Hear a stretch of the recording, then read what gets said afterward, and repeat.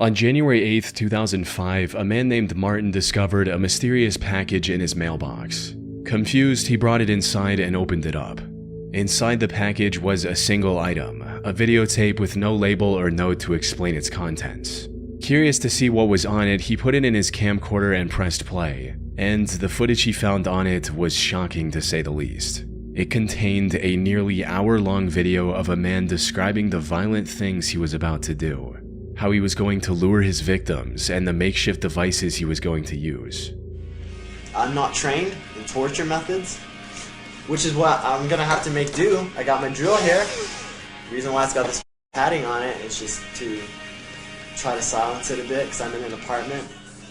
I got gags, socks, I got lots of duct tape. I got a soldering iron, sheets. It's rather crude implements. I think can work wonders, especially if it's used in the right way. However, while the content itself was extremely grim, what disturbed Martin more was the fact that he personally knew the person on screen.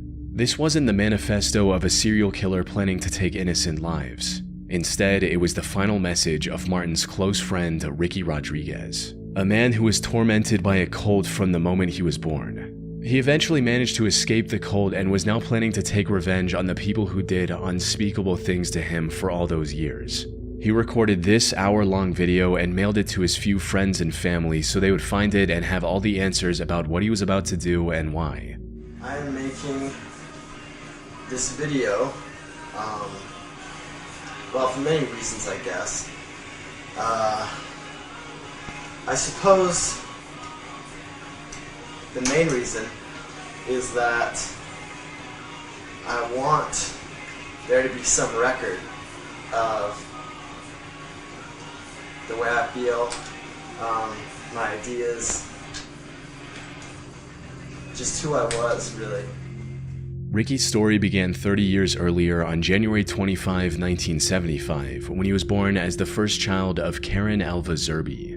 Karen was a member of a cult called the Children of God, which used Christian language to lure in young, impressionable minds, often teenagers, and molded them to its sick and perverse ideals. 2 years after Ricky's birth, he was adopted by the cult's leader, David Burke, who presented himself as the Chosen One. David changed the cult's name to The Family and declared Ricky to be a religious herald, granting him a special position in the organization. However, while he was treated like royalty by the other members on the surface, behind closed doors, Ricky was the victim of vile acts no child should ever have to endure. David not only encouraged these acts, but went as far as to write a whole book about everything he and his followers did to Ricky, called The Story of DeVito.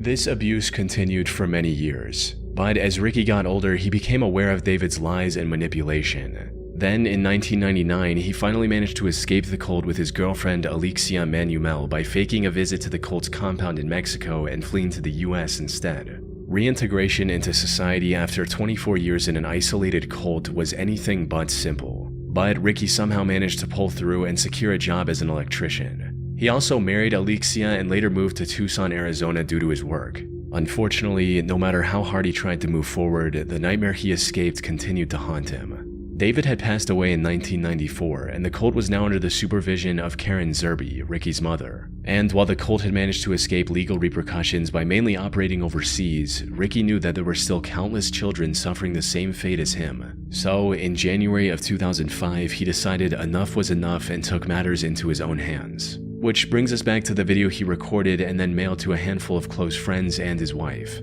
In it, Ricky mentioned his ultimate goal, which was to bring down the cult all on his own. Beyond that, a part of this was also about getting revenge for everything that was done to him. There's this need that I have. This need, it's not a want, it's a need, and I wish it wasn't, but it is. It's a need for revenge. It's a need for justice. Because I can't go on like this. In this video, he also laid out his plan for accomplishing this goal. He'd apparently gotten in contact with his previous nanny, Angela Smith, who was among the group that tormented him during his time in the cult. He was going to invite her over for dinner at his apartment in Tucson and make her tell everything she knew about the other members' whereabouts by any means necessary. And that's exactly what he did. On January 8th, after mailing copies of his recording, he invited Angela into his home and proceeded with the plan. It's unclear what information he managed to extract from her before taking her life. He then got into his car and drove to Blythe, California. There, he rented a motel and called his wife to tell her about what he had done and what he was going to do next. However, despite the meticulous planning, Ricky ultimately couldn't follow through with the rest of his plan. On the morning of January 9th, authorities found his car in a parking lot just a few miles from the hotel he was staying at. Ricky was found inside the car as well, where he had taken his own life. And while this was tragic news for his loved ones, it was hardly surprising for his wife. You see, Ricky believed that killing the cultists would bring him peace, something he reiterated in his last video. I can imagine how I would feel, how liberating it would be. But that's not what happened.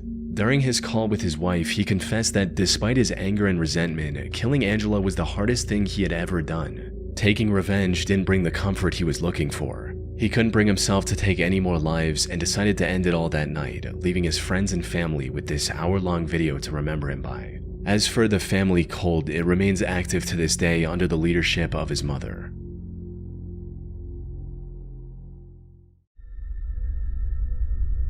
Thanks for watching, and I hope you enjoyed. Until next time.